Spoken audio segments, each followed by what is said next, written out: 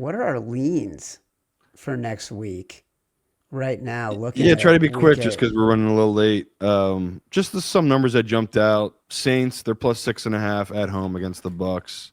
Again, you don't have to grab it if you don't want to so early. I could probably see it going up. It's just going to be only professionals grabbing the Saints at this point, but I like that number. It's across the kingdom over 6, so I am grabbing it.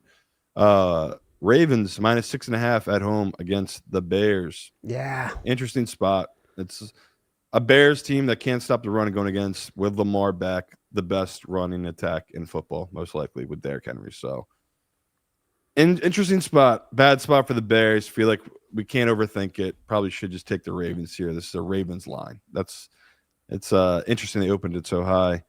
Um, I'm really surprised they opened it that high. Because when I saw it, I felt like, huh, that's the kind of line you post when Lamar Jackson has been playing great, and yeah, they're cruising. they're 4-2 coming off a bye. Uh, we got a Tomlin spot. Pittsburgh plus 3 at home against Green Bay. Oh goodness, we got to do that. So very interesting to open that plus 3 because I know right away we're going to grab that. And last one, I just can't believe this line. Eagles are minus 7 against the Giants at home. It's the Giants team that beat them up not even 2 weeks ago. Interesting. Just because the Eagles' offensive line is not going to be healthy, and that was a brutal loss for the Giants. So the books are kind of showing their hand here, saying that this Giants team, they don't think they're going to react well to that loss.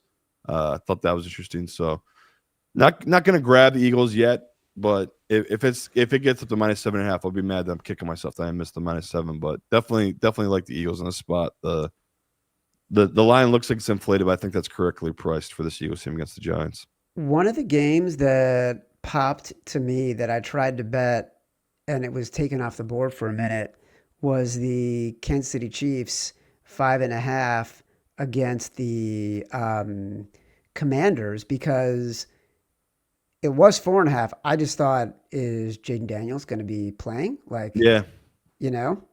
So it felt to me like that could be a potential spot there. I like it. I saw that getting taken down too, and that's why I just didn't say anything. If he is down, this is going to open up way above 7. Yeah. Mariota versus Bags defense, not ideal for that Washington team. Yeah. What do we think of Cleveland and New England? I don't want to get in front of New England, be honest, but we'll see what they say about Drake May this week with practice. I know he obviously doesn't have a concussion; he got cleared, but we'll see. Sometimes the symptoms pop back up because he got slammed, like his head slammed on the field really hard. But that's a Patriots line minus 6.5. A couple books right at minus 115, minus 120 on the 6.5 at home against the Browns. And Chad knows I don't bet Browns on the road. Their defense has not traveled yet this season. So that's a nice spot for the Patriots. I'm very, very, very, very, very tempted by Denver -3 at home against Dallas. Yeah, man. And it's already at the minus 120. So you're on the professional side. The pros are coming in early on Denver. That's probably right. I can't do it yet, man. My God, Bo Nix. I can't trust him. I know. It's awful. It's It awful. truly is. A lot of our viewers are asking us to please blacklist the Chargers and blacklist the Titans. I Uh, agree. I agree with the Titans.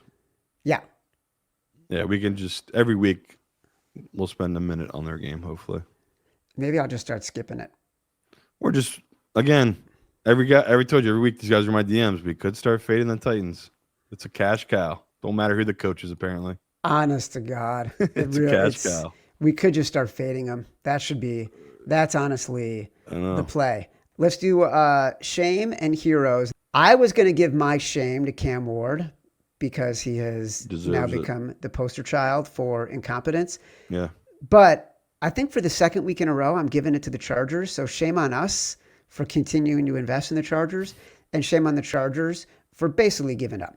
Like anytime they got close in that game, they found a way to give it back to the Indianapolis Colts. Whether it was they drove down the field and finally had success. And then Justin Herbert throws the red zone interception in the end zone, or when they finally score a touchdown and it looks like they might be able to make a play, and then they give up the long kick return to the Indianapolis Colts. Their defense on multiple third downs. There was a third down where they had 3rd and 17, and they gave up a 40-yard dime to Alec Pierce because Daniel Jones found him wide open, streaking towards the sideline. Like, the defense is pathetic. The coaching was pathetic. The play was pathetic. This team, shame on them. Shame on them for wasting our time today.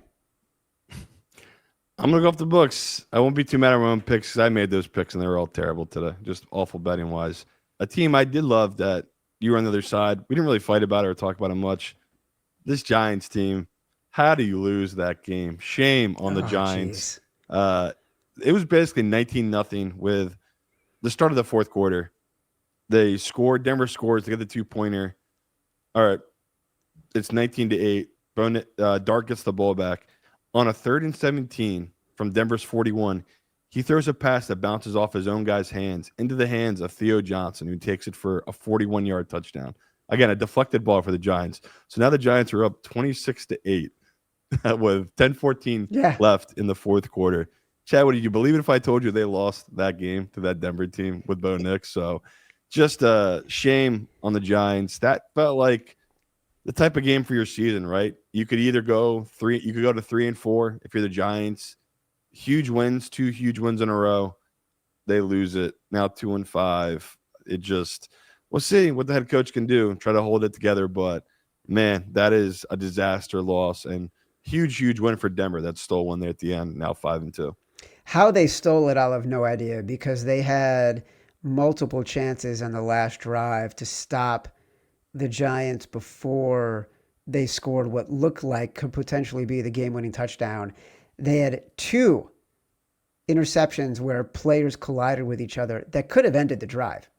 And then, of course, they got called for a pass interference in the end zone on a 3rd and 19 that Sean Payton was so mad about. He got called for a personal foul because he ran out of the field and was yelling at the refs, literally in front of the end zone, in the middle of the field where the 2-yard line is. Apoplectic. The fact they came back and won that game on 2, just one miracle pass, one great pass by Bo Nix. Good for the Broncos. This has been Sharper Square, presented by Hard Rock Bet, part of the Volume Podcast Network. We will be back with our next Sharper Square on Tuesday to go over the entire NFL slate. Watch or listen on YouTube at Sharper Square. Like this video, subscribe to the channel. Also download from Spotify, Apple Pods, wherever you get your pods. Rate, review, subscribe. Leave us 5 stars. Say whatever you want. Feedback is a gift. Until next time, love you.